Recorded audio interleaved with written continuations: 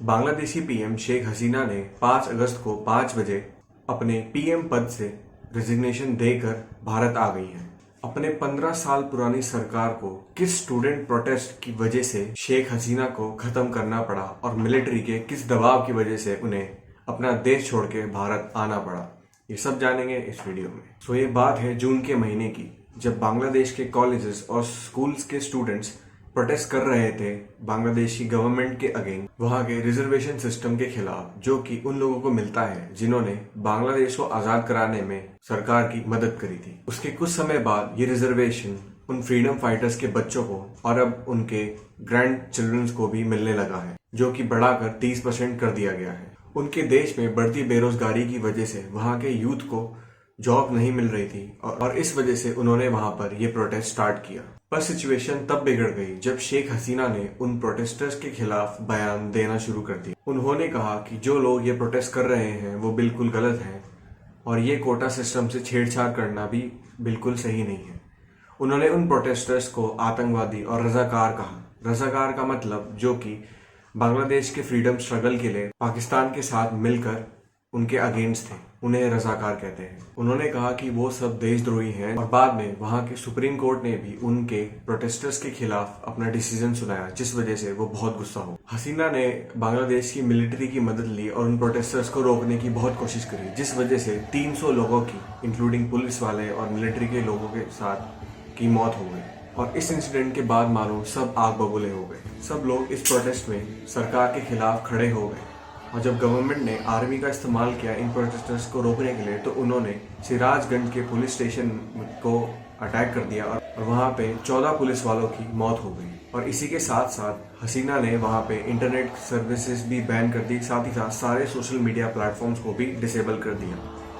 इसके चलते सारे प्रोटेस्टर्स ने उन्हें डिक्टेटर कहा, जो कि अपने सिटीजन्स की बात सुनने को बिल्कुल भी तैयार नहीं। और जैसे सिचुएशन हाथ से बाहर निकलने लगी, अंत में हसीना ने अपने मिनिस्टर्स को कहा कि वो जाकर पीसफुली स्टूडेंट से बात करें, पर तब तक बहुत देर हो चुकी। बात इतनी बढ़ गई थी कि स्टूडेंट्स बिल्कुल भी उनकी बात सुनने को तैयार नहीं थे और हसीना का रेजिग्नेशन चाहते थे और एक नई सरकार बनवाना चाहते थे जो कि उनकी बात सुने और उनके फेवर में डिसीजन दे। उसी समय आर्मी ने भी उनके खिलाफ एक्शन लेना शुरू कर दिया और हसीना को 45 मिनट्स का टाइम दिया अपना रेजिग्नेशन देने के लिए और साथ ही साथ बांग्लादेश छोड़कर कहीं किसी और देश में रिफ्यूज लेने के लिए। जिसके बाद हसीना ने अपना रेजिग्नेशन दिया और वो बांग्लादेश छोड़कर मिलिट्री हेलीकॉप्टर की मदद से भारत दिल्ली में आ गए।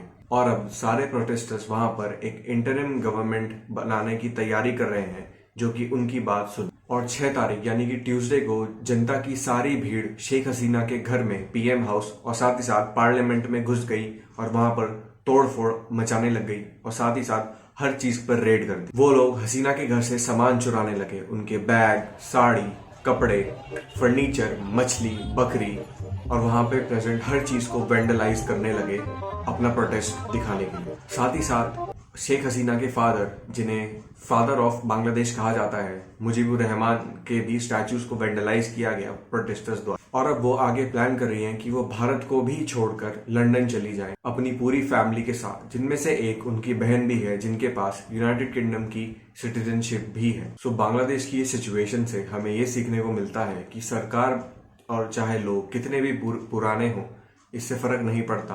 पुराना मतलब हमेशा सही नहीं होता। दूसरा कि शेख हसीना को जब प्रोटेस्ट छोटा ही था उस समय स्टूडेंट्स की बात सुननी चाहिए थी और अपने भड़काऊ भाषण और उल्टे सीधे बयान उनके खिलाफ देने नहीं चाहिए थे, तो बात इतनी बुरी नहीं होती। और जो लोग प्रोटेस्ट कर रहे हैं वो जनरली यूनिवर्सिटीज और स्कूल्स के स्टूडेंट्स हैं जो कि बहुत यंग हैं और एक मॉब को, इन यंग लोगों को इन्फ्लुएंस करना बहुत आसान है, जिसमें कहा भी जा रहा है कि इसमें इंटरनेशनल पॉलिटिक्स का भी इन्वॉल्वमेंट है जो कि बांग्लादेश के अगेंस्ट है और उनकी सरकार को इंटेंशनली गिराना चाहते थे अपना रूल एस्टैब्लिश करने के लिए। इन सभी प्रोटेस्ट और दंगों के चलते वहां से कई सारी इमेजेस, वीडियोस और इंफॉर्मेशन मिलने को मिल रही है वहां की माइनॉरिटीज के बारे में, जिनमें से एक सबसे बड़ी माइनॉरिटी है हिंदूज की।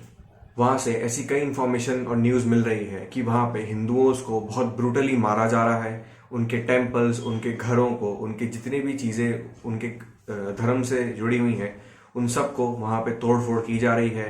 लोगों को मारा जा रहा है, महिलाओं का रेप किया जा रहा है बांग्लादेशी मुसलमानों द्वारा। हरे कृष्ण।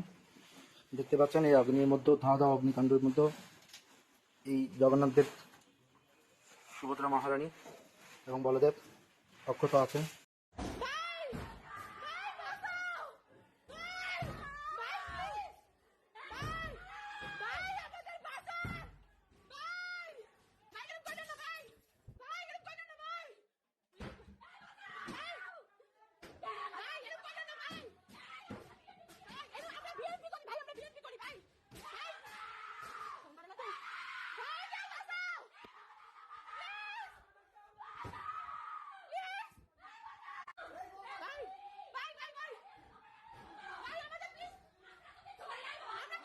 করে আমার জেঠু একজন অভিনেতা, আমার জেঠু একজন শিল্পী মানুষ, আমার বাবা একজন সাধারণ ব্যবসায়ী, আমার ভাই একটা ডাক্তার, আমার ভাই একটা টিচার, আমার নিজের ভাই বাবার সাথে ব্যবসা করে এবং আমি ছোট মেয়ে তার প্রবাসী, আমার বড় বোন তার বাড়িতে পিরোজপুরে। এই আমাদের পরিবার। আমার ভাইয়ের চেম্বারটা পর্যন্ত তারা ভেঙে ফেলছে। সে একজন ডাক্তার, সে তো কারো দল করে না। इन हमलों के बारे में हमारे external minister Shri S Jaishankar ने भी पार्लियामेंट में कल चिंता जताई कि कैसे वहां पे हिंदू माइनॉरिटीज को हरास किया जा रहा है वहां की मुस्लिम मेजॉरिटी द्वारा, और वो चाहते हैं कि वहां की सरकार, नई सरकार ये इंश्योर करे कि ऐसा वहां पे ना हो, और ऐसा अगर कुछ हुआ भी है तो उसके खिलाफ स्ट्रिक्ट एक्शन लिए जाए। We are in close and continuous touch with the Indian community in Bangladesh through our diplomatic missions. There are an estimated 19,000 Indian nationals there, of which about 9,000 are students. The bulk of the students, however, have already returned to India in the month of July on the advice of the High Commission. In terms of our diplomatic presence, in addition to the High Commission in Dhaka, we have assistant High Commissions in Chittagong, Rajshahi, Khulna and Sylhet.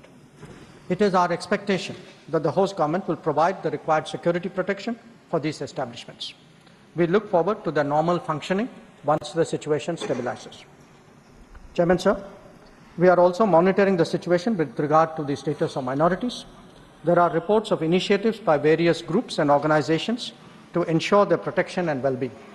We welcome that, but will naturally remain deeply concerned till law and order is visibly restored. अब एक सबसे बड़ा important concern ये भी है कि बांग्लादेश से अब कई सारे रेफ्यूजीज हजारों लाखों की संख्या में भारत आ रहे हैं बॉर्डर क्रॉस कर वेस्ट बंगाल से। तो अब भारत सरकार के पास एक बहुत बड़ी चुनौती है कि वो बांग्लादेश सरकार और सेंट्रल गवर्नमेंट दोनों साथ में मिलकर ये इंश्योर करे कि उन रेफ्यूजीज की प्रॉब्लम से कैसे डील करना है। साथ ही साथ बांग्लादेश में बनने वाली नई सरकार भी कौन सी होने वाली है और भारत के उसके साथ किस प्रकार के संबंध रहेंगे, ये भी हमारे लिए बहुत इंपॉर्टेंट है, क्योंकि बांग्लादेश हमारा ही एक बहुत पुराना पड़ोसी है। आपका बांग्लादेश की इस सिचुएशन के बारे में क्या कहना है, प्लीज कमेंट्स में बताइए। वीडियो देखने के लिए बहुत बहुत धन्यवाद।